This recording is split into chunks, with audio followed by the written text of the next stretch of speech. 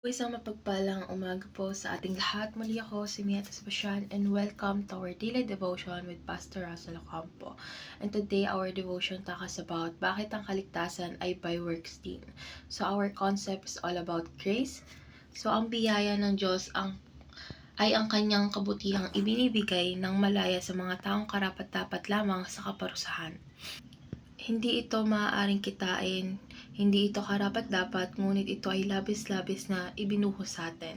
So ang biyaya ng puso ng Ebanghelyo, habang tayo makasalanan pa, si Kristo ay namatay para sa atin. Ang biyayang ito ay hindi lang tagapagligtas, kundi tagapagpanatili rin ng ating pananampalataya. Kung wala ang biyaya, tayo'y talunan, pero dahil dito, tayo ay binago araw-araw. So our Bible readings for today is all about Ephesians chapter 2 verse 8 to 9 ASND version. Dahil sa kagandahang loob ng Diyos, naligtas kayo sa pamamagitan ng pananampalataya. At ito'y kaloob ng Diyos, hindi mula sa inyong sarili, hindi ito bunga ng inyong mga gawa, kaya't walang dapat magmalaki. So, dadako na tayo sa ating teaching. So, yung first teaching is salvation is by works if we can perfectly obey. So, kung kaya natin sundin ang buong kautusan ng Diyos nang walang pagkakamali, maaari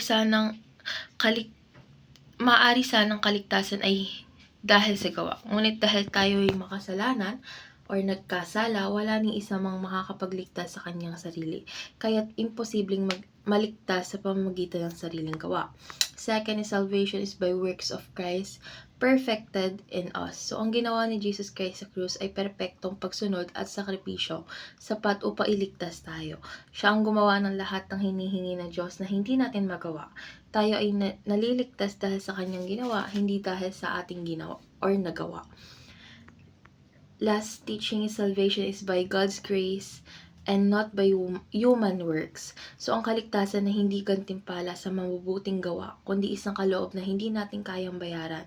So, dahil dito, wala tayong pwedeng ipagmalaki kundi ang biyaya ng Diyos dahil ang lahat ng kawalatian ay sa Kanya lamang. So, ngayon dadako na tayo sa ating application. So, yung first application is stop working for salvation. Instead, work it out. So, hindi tayo gumagawa upang maligtas, kundi dahil tayo ligtas na. Ibig sabihin is ipamalas natin ang kaligtasang tinanggap natin sa pamamagitan ng pananampalataya at pagsunod. Dahil ang tunay na bunga ng kaligtasan ay buhay na binago ng Diyos. Second is start believing that Jesus did the work for us. So, ang pananampalataya natin ay nakatuon hindi sa sarili nating kakayahan, kundi sa ginawa ni Kristo. So, dapat nating tanggapin ang sakripisyo niya bilang sapat para sa ating kasalanan. Siya ang gumawa, tayo ang tumanggap. And last is stay as humble sinners who are received grace. So, ang biyaya ay paalala na wala tayong kayang ipagmalaki sa harapan ng Diyos. Araw-araw tayong umaasa ng kanyang awa at tulong, kaya't mananatili tayong magpakumbaba, nagpapasalamat at masunurin. So, ngayon dadako na tayo sa ating last part, which is our discussion. And our discussion talks about why should Christians ideally be the most humble people on earth. So, ang bawat Krisyano ay dapat na maging pinakakumbaba sa lahat, sapagkat tayo ay niligtas hindi dahil sa ating galing, kundi dahil sa biyaya ng Diyos. So, alam natin na tayo yung mga makasalanan na ay niligtas na walang bayad at walang kondisyon. So, wala tayong karapatang magmalaki sa ating sarili, kundi magpasalamat sa Diyos na nagmahal sa atin habang tayo makasalanan pa.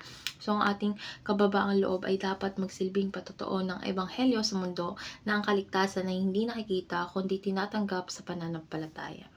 So, let's pray po. Amin Diyos, salamat po sa iyong biyaya na umaapaw at walang katumbas.